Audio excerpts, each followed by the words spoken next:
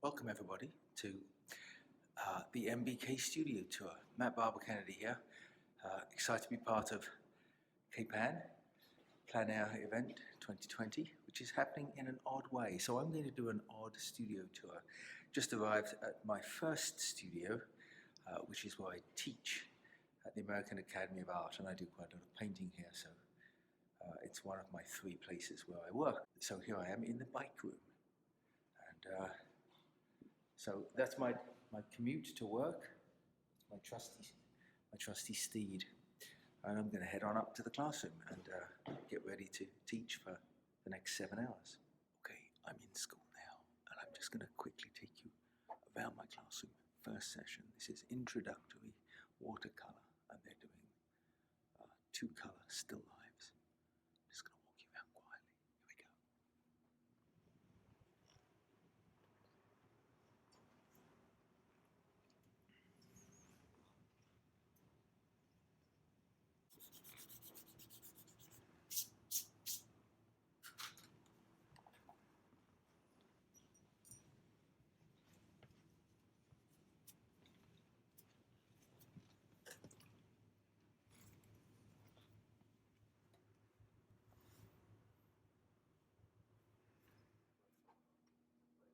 Okay, so I'm going to go back in the classroom now.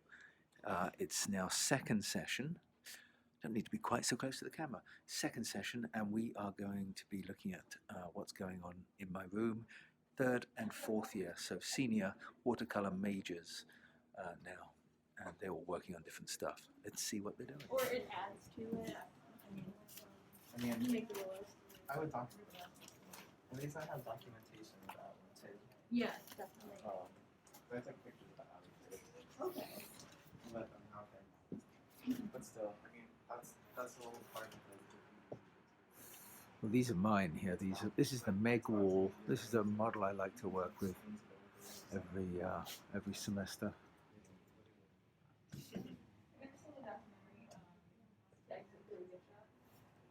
Oh, What's that? Oh, there's my ladder.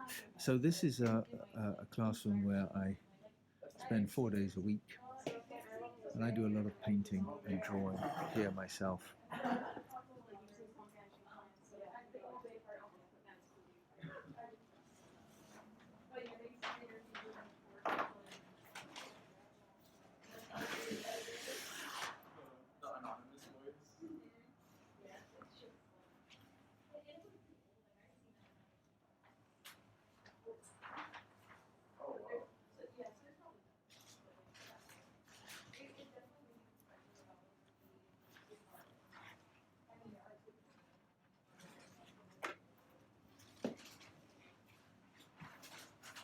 That's the book we're discussing.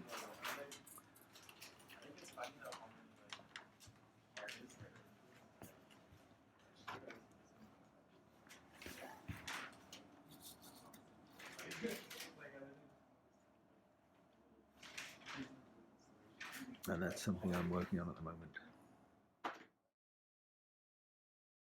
Okay, last session, 3rd session, and it's another introductory watercolor class. So they're working on the same still lives that the first class are working on. And I'll just whiz you around. And I've got some seniors still working in the room too. Here we go.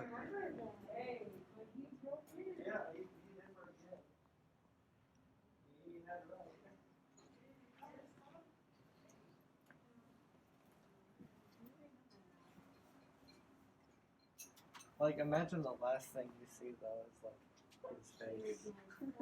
I would be so mad, but then again, I probably wouldn't be breaking in the first place. Imagine how hilarious it is in the afterlife. You're talking about like how you died and like you're the dude who's like I was shot by an 11-year-old. That's sad. That's really sad.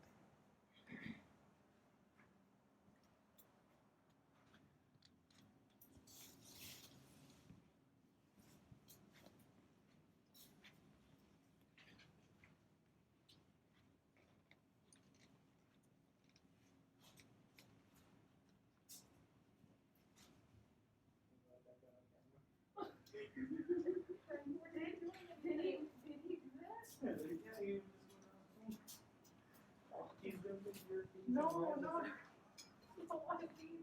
I'm talking about the short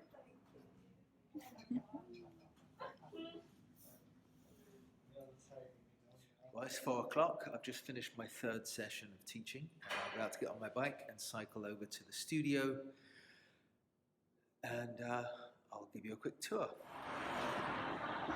Okay, well, I've just turned up at the studio.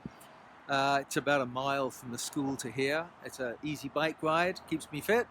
I'm about to pop in and see what's going on at MBK Studios. There it is, that's my building. Ground floor there was a gallery, and then the top 2 floors were my studios. But we've currently got the building for sale, so I've kicked out almost all the tenants.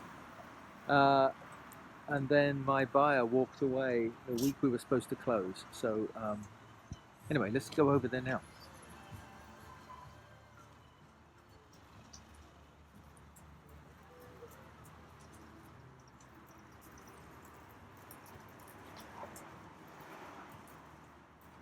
And here we are, MBK Studios. So this is the main space, and currently,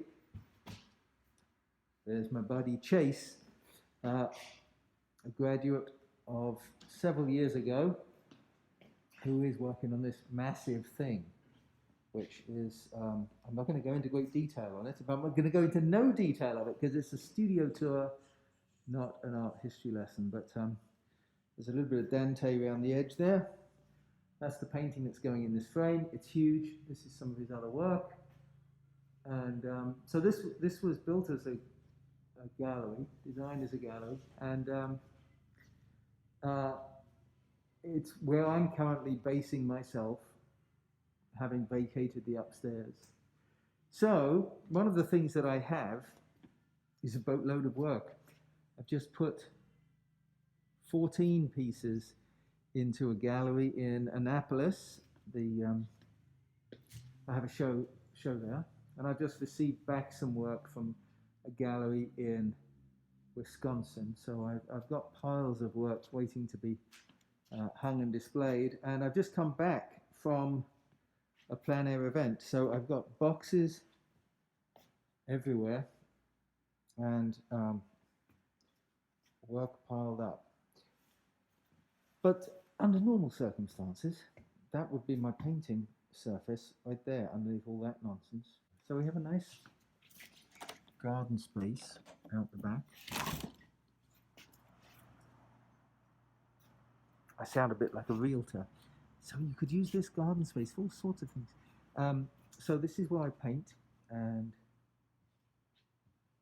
I find these things to be really handy. These are from Home Depot tool chests, and I have 2 nice big ones. And in 2 of those, I have enough space to store all my paints, all my supplies, all my hardware. This one is mostly full of PR stuff, which builds up over the years. You know, you get postcards from every show you do. And, just the stuff of running a business is it's got to go somewhere. So a couple of those keep everything out of the way. And then here's my oatmeal collection. I'm very brand loyal.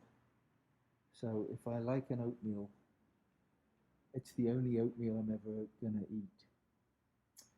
So those are kind of useful and handy dandy jars for storing stuff.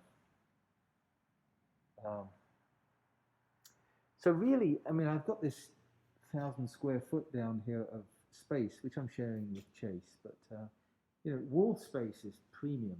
I love to have lots of wall space, but really to paint, you know, I have this small desk space with some nice natural light, and this layout space and storage space for my equipment, and that pretty much is it, which is really kind of unusual for me to have everything so compact. When I have a computer desk over here with a scanner, because you really have to be digital these days. In order to run a business, you have to. I mean, that's a significant amount of my time is spent answering emails and scanning and uploading images to various social media sites and to my own archive and to my website. But all the rest of it really is just display space.